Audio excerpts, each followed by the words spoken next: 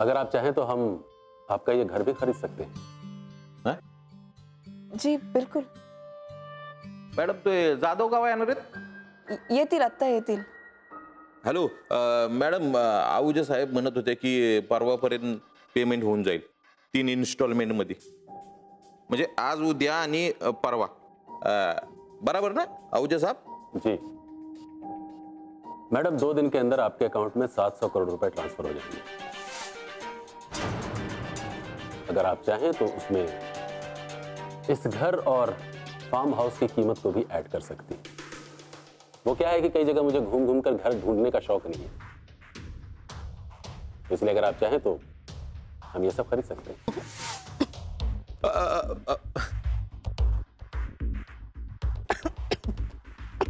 Madam Damani Damani.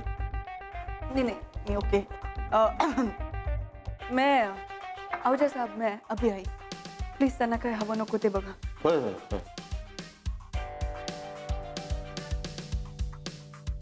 Waghmare साहेब, ते जाधव साहेब का आले नाही बघतो जरा फोन करून। बर बर बर बर बर बर।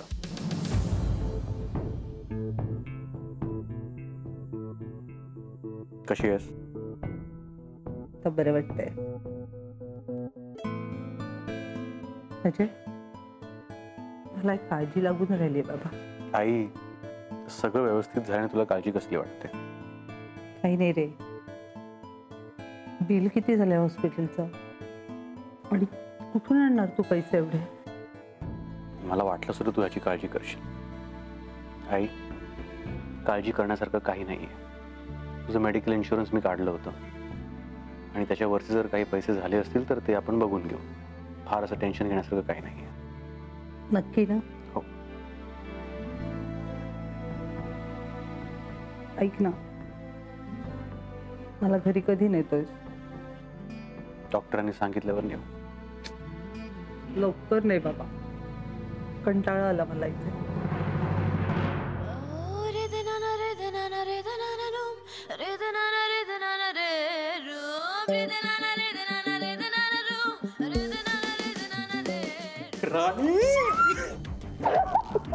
I'm so happy.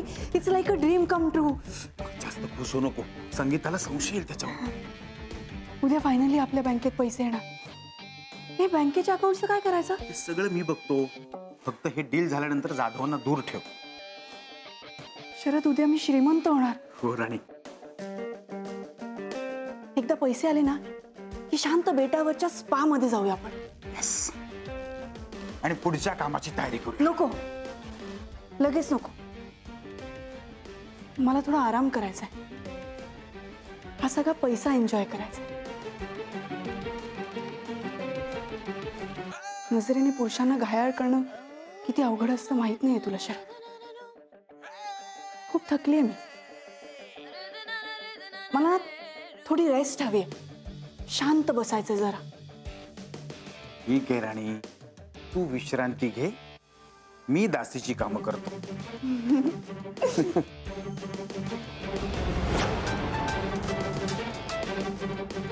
Hello, advocate Jadhav या। जाधव साहेब, मी मीरा सरदेसाई बोलते। हा मीरा मॅडम बोला। काम कसं चाललंय? काम काय चाललंय मॅडम? चाललंय, ठीक चाललंय।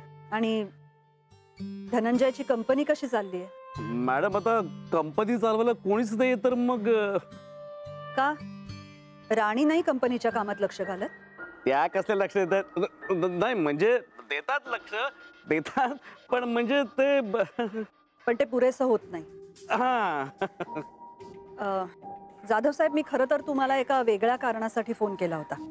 कारणासाठी? काय काय मॅडम? जाधव साहेब, तुम्ही बरीच वर्ष कंपनीत काम करताय। धनंजय माणूस म्हणून आणि कंपनीचा मालक म्हणून कसा होता तुम्हाला चांगलं माहिती आहे। खूप खूप चांगले होते साहेब। हो, धनंजयच्या बाबतीत जे झालं ना, त्यांनी खरंच फार त्रास होतो। त्याच्यासारख्या माणसाचा शेवट असा नको होता व्हायला। बरोबर आहे मॅडम तुमचं। आणि म्हणूनच धनंजयचा खून कुणी केला असेल त्या माणसाला शोधून काढावं, त्याला शिक्षा व्हावी असं मला खूप स्ट्रॉंगली वाटतं। हो, अगदी अगदी खरं आहे तुमचं मॅडम। मला कुणावर आरोप करायचे नाहीये, पण मला खूप प्रश्न पडलेत आणि कदाचित त्यांची उत्तरं तुमच्याकडे असतील। माझ्याकडे नाही मॅडम, मला कसं काय माहीत असलं? हो, कारण तुम्ही राणीच्या बरेच संपर्कात असता. हो बोललो होतं, पण ते कामाच्या संदर्भात मॅडम. मला तुम्हाला असं विचारायचं होतं की गेल्या काही दिवसात तुम्हाला असं काही दिसलंय का किंवा असं काही कळलंय का जे धनंजयच्या मर्डरशी संबंधित असेल? नाही मॅडम, तसं काही अजून दिसलं नाही मला काही. किंवा मग राणीचं वागणं खटकलंय? मॅडम खरं सांगू का, मी माझं काम मान खाली घालून करतो, इकडे तिकडे बघतही नाही मी. म्हणजे पण तुम्ही पैशाचे व्यवहार बघता जाधव साहेब, आणि जिथे पैशाचे व्यवहार येतात तिथे माणसाची खरी वृत्ती कळते. जाधव साहेब, मी खूप प्रयत्न करते धनंजयच्या खुन्यापर्यंत पोहोचण्याचा, आणि हे सगळं मी धनंजयच्या प्रॉपर्टीच्या मोहानी नाही करते. ती माझी तशीही कधी नव्हतीच. मी हे करते कारण मला न्याय हवाय. जाधव साहेब, तुम्ही राणीसाठी जे काही काम करत असाल त्याचे कदाचित तुम्हाला पैसे देत असेल. मी तुम्हाला असे काही पैसे नाही देऊ शकणार कारण माझ्याकडे नाहीच आहेत. पण तरीही मी तुम्हाला अशी रिक्वेस्ट करते की तुम्ही मला मदत करा, कारण सगळं पैशात नाही मोजता येत, सगळं मटेरियल गोष्टींमध्येही नाही मोजता येत. काही गोष्टी आपल्याला बरं वाटावं म्हणून करतो आपण. पटतंय ना तुम्हाला? हो मॅडम, अगदी बरोबर आहे तुमचं. जाधव साहेब, म्हणून रिक्वेस्ट करते, प्लीज मला मदत करा. मला राणीच्या फायनान्शियल डिलिंग्सची माहिती हवी आहे. मॅडम म्हणजे काय आहे की बघा, म्हणजे माझी पोझिशन अशी आहे की माझं मधल्यामध्ये सँडविच होईल हो मॅडम. नाही होणार जाधव साहेब, उलट तुम्ही खऱ्याच्या बाजूला याल. जाधव साहेब, माझ्यासाठी नाही धनंजयसाठी हे करा प्लीज. धनंजयचा खून झालाय, कंपनीतल्या एम्प्लॉईजचं भविष्य धोक्यात आहे. जर तुम्ही खरं बोललात तर कदाचित त्यांचं चांगलं होईल. जाधव साहेब, तुम्ही प्लीज तुमचा आतला आवाज ऐका. मॅडम म्हणजे तुम्हाला म्हणून सांगतो, राणी मॅडम कंपनी विकतायत. काय? हो मॅडम, म्हणजे एक पार्टी आली आहे पुढे कंपनी विकत घ्यायला, आणि जर डील झालं तर मॅडम लगेच कंपनी विकतील. सगळ्या काही डिटेल्स मॅडम आता नाही आहेत, पण ओके, मग नंतर सांगू शकाल सगळं बोलणं झाल्यावर? हो म्हणजे मी प्रयत्न करेन मॅडम. ठीक आहे. पण मॅडम म्हणजे मला तर भीती वाटते बघा मॅडम. मी म्हणजे काळजी करू नका, तुमचं नाव कुठेही येणार नाही. Thank you madam. Okay madam.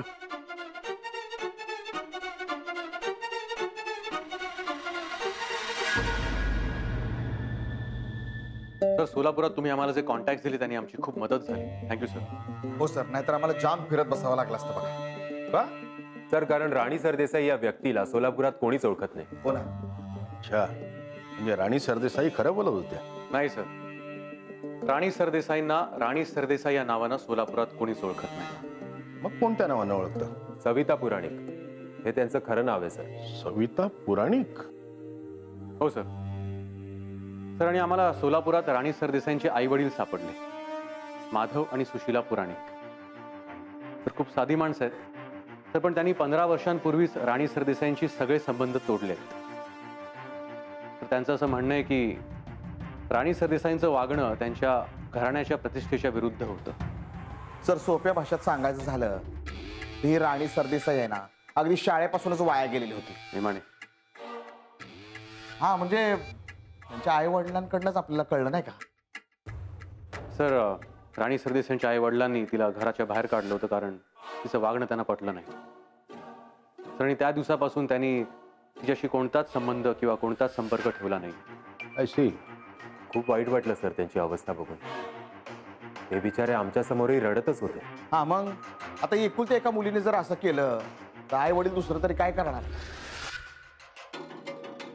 Sir, ह्यावरून एक गोष्ट नक्की कळते की राणी सरदेसाईंच्या भूतकाळात अशा अनेक गोष्टी आहेत ज्या संशयास्पद आहेत. पण अजय, यातून सिद्ध काय होणार आहे? तर ह्यावरून आपल्याला नक्कीच कळू शकतं की त्या माणसाचं कॅरेक्टर कसं आहे. म्हणजे ह्या बाईवर आपण विश्वास ठेवायचा का, की जे बोलते ते खरं आहे का, हे आपल्याला नक्कीच कळेल आणि ह्याचा आपण अंदाज लावू शकतो. सर, पण एवढं पुरेसं नाहीये. त्यांचं कॅरेक्टर कसं आहे यावरून त्यांनी धनंजय सरदेसाईंचा खून केला हे सिद्ध नाही ना होत. राणी सरदेसाईच्या आई वडिलांना त्यांची वागणूक पटत नसेल हे आई वडील म्हणून त्यांचं मत झालं. बऱ्याच वेळेला मुलांनी आपल्या अपेक्षा पूर्ण केल्या नाहीत म्हणून आई वडील चिडतात. सर पण हा सगळा प्रकार त्याच्याही पेक्षा भयंकर आहे सर. तर या बाईने एवढे उद्योग केलेत की आई बापाच्या तोंडाला फेस आणलाय. पण मेमाने तो आपण त्यांच्या विरुद्ध पुरावा म्हणून कोर्टात सादर नाही ना करू शकत. त्यासाठी काहीतरी ठोस पुरावा हवा. तर आम्ही सोलापुरात राणी सरदेसाईंच्या विरोधात कुठल्या पोलीस कंप्लेंट आहेत का हे पण चेक केलं सर, पण काहीच सापडलं नाही. सोलापुरात नसेल तर आजूबाजूच्या गावांमध्ये चौकशी करा. घराबाहेर पडल्यानंतर ते सोलापुरातच राहिले असतील असं नाही ना. Yes sir. आणखी खोलात शिरा. राणी सरदेसाईंचा संपूर्ण इतिहास शोधून काढा. Yes sir.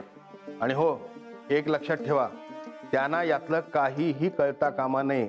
सर पण एक मात्र नक्की आहे, ही बाई खरी नाहीये. मॅडम, हे तुमच्याकडेच ठेवा. बाहेर वाच्यता करू नका आणि लवकरात लवकर जेवढी माहिती मिळेल तेवढी मिळवा. गरज पडली तर जास्त माणसं घ्या मदतीला, पण आता वेळ जाऊ देऊ नका. अंडरस्टूड? Yes sir.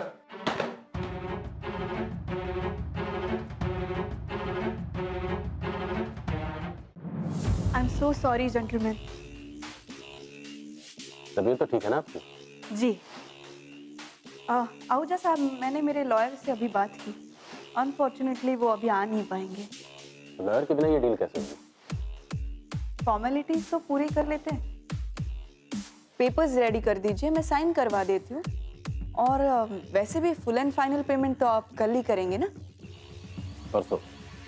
अब कल और परसों में कितना फर्क है? बहुत फर्क है मैडम, 24 घंटे का फर्क. वैसे मेरे ऊपर कोई खास फर्क नहीं पड़ता क्योंकि इस तरह की डीलिंग्स हम अक्सर क्या करते हैं.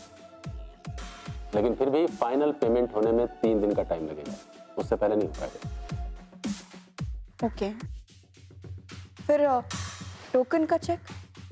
वो लाया हूं.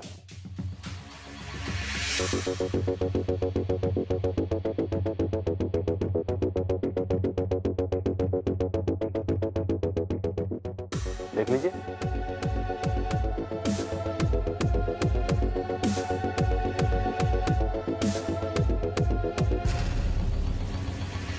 तर आम्ही राणी सरदेसाईंचे फोटोही सर्क्युलेट केले. गुड. प्लॅन काय? तर त्या भागात 15 वर्षांपूर्वीचे जे लेडीज हॉस्टेल्स आहेत तिथे आम्ही आमची माणसं पाठवली चेक करायला, आणि जे एज्युकेशनल इन्स्टिट्यूट्स आहेत तिथेही आम्ही चेक करणार आहोत. Good. May come in sir? Come in. Sir, Satara, Pune, Ahmednagar, Osmanabad आणि कर्नाटक सगळीकडे राणी सरदेसाईंचे फोटोज पाठवलेत सर. Very good. काय कळलं का? सर उस्मानाबादमध्ये एक टायपिंग इन्स्टिट्यूट आहे, त्याच्या मालकाने राणी सरदेसाईंना ओळखलेलं आहे. मी त्याच्याशी फोनवरती पण बोलले. त्यांचं असं म्हणणं आहे की ही मुलगी इथे शिकायला यायची, पण सर त्यांच्याकडे तिचं नाव किंवा असं काही डिटेल्स नाही आहे. त्यांच्याकडे काहीच रेकॉर्ड्स नाही आहेत. सर अशा छोट्या गावांमध्ये असे छोटे छोटेच इन्स्टिट्यूट्स असतात, पण सर 15 वर्षांपूर्वींचे रेकॉर्ड्स त्यांच्याकडे असतीलच की नाही शंका आहे सर. सर, आय थिंक मग आम्हाला तिकडेच जाऊन बघून यायला हवं. तर मला असं वाटतं आपण पुण्यातही जाऊन यायला पाहिजे. तर कारण छोट्या गावांमध्ये राणी सरदेसाईंसारखी बाई लगेच नजरेत येऊ शकते, पण मोठ्या शहरात गर्दीत मिसळून जाणं सोपं असतं. तर आणि राणी सरदेसाईंनी जर काही वेडवाकडं केलं असेल तर ते मोठ्या शहरात करण्याची शक्यता जास्त आहे. सर, दोघं गेलो तर? नको, त्याची काही गरज नाही. तुम्ही माझ्यासोबत चला. सुरवे, तुम्ही इथेच थांबा आणि दुसऱ्या शहरांचे अपडेट्स आम्हाला देत राहा. अजय, मला वाटतं तुम्ही ताबडतोब निघावं. Yes sir. जे लोक राणी सरदेसाईंना ओळखतात असं म्हणतायत त्यांची बॅकग्राऊंड चेक करा, म्हणजे राणी सरदेसाई कशा प्रकारच्या लोकांच्या सानिध्यात होत्या हे आपल्याला कळेल. Yes sir. अजय, गेल्या 15 वर्षामध्ये शहरांमध्ये खूप बदल झालाय. कॉम्प्युटर इन्स्टिट्यूट, मल्टीनॅशनल कंपनीज, त्यामुळे आता कुठलंच गाव छोटं राहिलेलं नाही. तर पण मला असं वाटतं की राणी सरदेसाई आता आपल्या टप्प्यात आले आहेत, आणि सर मला खात्री आहे की ही बाई आपल्याशी खोटं बोलते आहे, आणि राणी सरदेसाईंची ह्या केसमध्ये कुठल्या तरी प्रकारची इन्व्हॉल्वमेंट नक्कीच आहे. Then go for it. ताबडतोब कामाला लागा. Yes sir.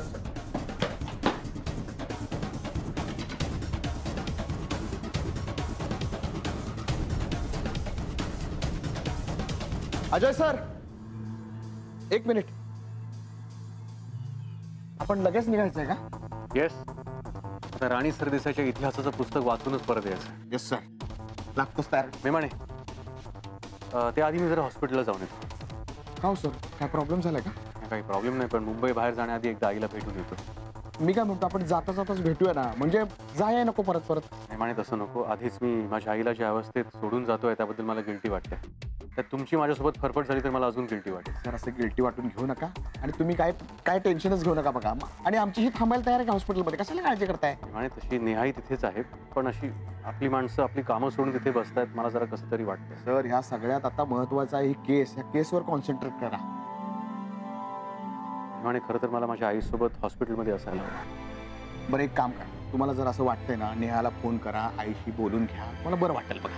नेहाला तर सांगावंच लागेल मी मुंबई बाहेर जातोय ते. काम करतो मी, जमलं तर नेहालाही 5 मिनिटं भेटतो. तुम्ही निघण्याची तयारी करा, मी आलोच. बाय.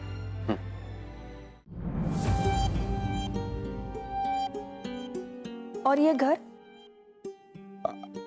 मॅडम घर वाघमारे, तुम्ही तुमची किंमत सांगा, मग ठरवूया. हा अहो मॅडम ते लगेच कसं सांगता येईल ना. पण यांना सांगता येते, विषय संपला.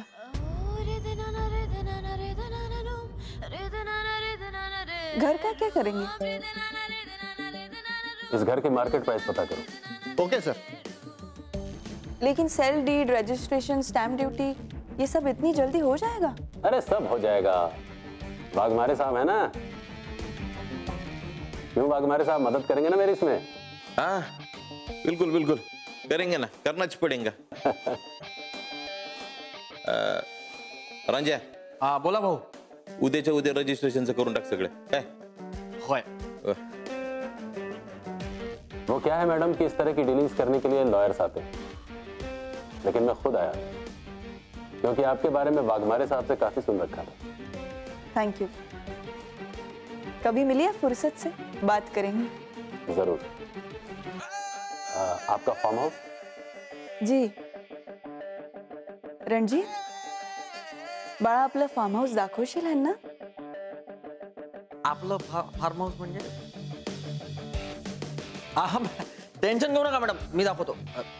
साहेब. शरद, रणजीतला फार्म हाऊसची चावी दे. हो मैडम. सुपर. तो अब मैं चलूं? अरे आपने तो कुछ लिया ही नहीं. नहीं मैडम थैंक यू, मैं फार्म हाउस देखने के बाद आपको फोन करता हूँ. बाकी की फॉर्मेलिटीज मेरा स्टाफ पूरा कर लेगा. तो मैं चलूं? जी. आहूजा साहब, मेरे हस्बैंड ने ये कंपनी बड़े प्यार से संभाली. उसकी चिंता छोड़िए मैडम, अब वो हमारी हुई. ठीक है जी, चलता हूँ. अरे आहूजा साहब, वो पेपर्स.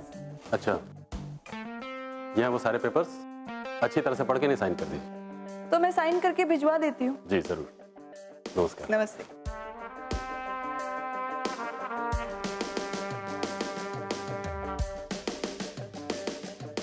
काय झालं वाघमारे साहेब? मॅडम तुम्ही घरी घ्यायची घाई गेली.